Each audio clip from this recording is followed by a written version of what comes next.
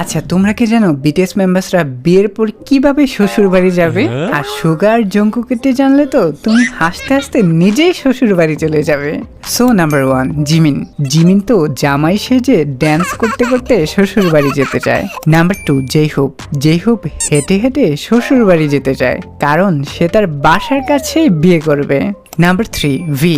V তো ডিগবাজি খেতে খেতে শ্বশুর বাড়ি যেতে চায়, কারণ তোমরা তো জানোই সে একটা বদের হাড্ডি। Number 4 RM. আরএম হেলিকপ্টারে করে শ্বশুর বাড়ি যেতে চায়। নাম্বার 5 সুগা। সুগা ঘুমিয়ে ঘুমিয়ে শ্বশুর বাড়ি যেতে চায়, কারণ তার কাছে শ্বশুর বাড়ি থেকে ঘুমটা বেশি ইম্পর্টেন্ট।